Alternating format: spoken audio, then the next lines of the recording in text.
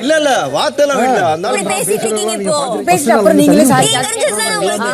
நண்பர்கள் அனைவருக்கும் வணக்கம். நேத்து எபிசோடு முடிஞ்சது பாத்தீங்களா? அந்த இடத்துல ஒரு பெரிய சண்டை வந்தது. அந்த சண்டையை நமக்கு காட்டலங்க.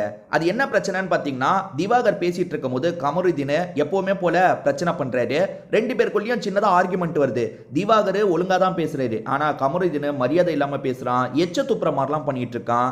இவன் தொடர்ச்சியா இப்படிதாங்க பண்ணிட்டு இருக்கான். திவாகர்னு வந்துட்டா மட்டும் இந்த பிரவீன் ராஜ் கமருதீனுக்குலாம் என்னதான் ஆகுதுன்னு தெரியல. எப்படியாவது அவரை அடிச்சிடணும், எப்படியாவது அவரை ஓரமா உட்கார வச்சிடணும் அப்படின்னு பிளான் பண்ணிட்டு இருக்க மாதிரி இருக்கு.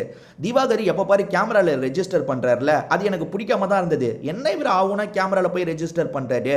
ஏன் எல்லாருமே பார்த்துட்டு தானே இருக்கோம், ஏன் இவர் மற்றவங்க கிட்ட எல்லாம் பேச மாட்டாரா, பிரச்சனையை சொல்ல மாட்டாரான்ற மாதிரி இருந்தது. ஆனா இப்ப இவர் கேமரால ரெஜிஸ்டர் பண்றது தான் கரெக்ட்னு தோணுதுங்க.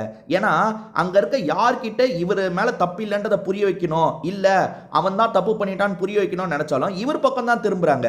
இல்ல திவாகர், நீங்க இப்படி சொல்லிருக்கூடாது திவாகர், அப்படி சொல்லிருக்கூடாது திவாகர்னு இவர் பக்கம் தான் திரும்புறாங்க. அதனால தான் திவாகர் ஸ்ட்ரெயிட்டா கேமரா கிட்ட வந்து நடந்த விஷயத்தெல்லாம் ரெஜிஸ்டர் பண்றாரு. இந்த இஷ்யூவே எடுத்துக்கோங்களேன், கெமி பண்ணது தப்பா இல்லையா நீங்களே சொல்லுங்க. நேற்று எபிசோடு பார்த்துருப்பீங்க. அதாவது அவர் யார்கிட்டயோ பேசிட்டு இருக்காரு, பொதுவா பேசிட்டு இருக்காரு. பேசிட்டு இருக்கும் போது முன்னாடி வந்து நீ என்னதான சொன்ன, எதுக்கு வயித்த பார்த்து பேசுற, என் கண்ணை பார்த்து பேசு, என் கண்ணை. அவர் உன்கிட்ட பேசவே விருப்பம் இல்லைன்றாரு. அதாவது ஏமா உன்கிட்ட பேசவே எனக்கு விருப்பம் இல்லைன்றாரு, எதுக்காக என்னோட வயித்த பார்த்து பேசுற, என் கண்ணை பார்த்து பேசுன்னு அதை வேற எங்கேயோ கொண்டு போறாங்க. எப்படிங்க இப்படி ஒரு கேம் விளையாட முடியுது? இந்த கமருதீன், நீ தைரியமானவன் தானே, தைரியமானவனா இருந்தா ஒரு வார்த்தை பேசுறேன்னா அந்த வார்த்தையில கான்ஃபிடென்ட்டா இரு. ஆமாங்க அவர் பண்ணது தப்பு தான், நான் அதனால தான் திட்டுற மாதிரி பேசினேன்னு கான்ஃபிடென்ட்டா இருந்தா பரவாயில்ல.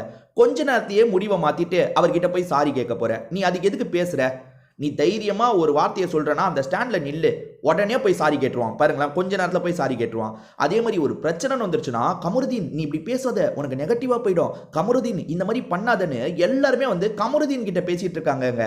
திட்டு வாங்கினது திவாகர். நீங்க நியாயமா யார்கிட்ட போயிருக்கணும்? சார் அவன் ஏதோ தெரியாம பேசிட்டான் சார், நீங்க ஃபீல் பண்ணாதீங்க சார் அப்படின்ற மாதிரி திவாகர் கிட்ட தான் இவங்க சமாதானப்படுத்தணும். ஆனா ஒவ்வொரு வாட்டியும் சண்டை வரும் போதும் இவங்க பேசினவங்க கிட்ட போய் சமாதானம் சொல்றாங்க.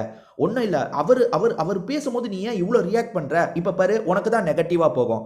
ஆக மொத்தத்தில் கமருதீனுக்கு நெகட்டிவா போறது தான் ஹவுஸ்மேட்டுக்கு பிரச்சனையா இருக்கே தவிர, ஒருத்தன் திட்டு வாங்குறானே அந்த மனுஷனுக்கு ஒரு 4 வார்த்தை ஆறுதலா பேசுவோம், அதை பத்தி யோசிக்கவே மாட்டாங்க. இந்த இஷ்யூ இப்படி தான் போச்சு. கண்டிப்பா இதுல திவாகர் சைடு தான் நியாயம் இருக்கு, கமருதீன் சைடு நியாயமே கிடையாதுங்க.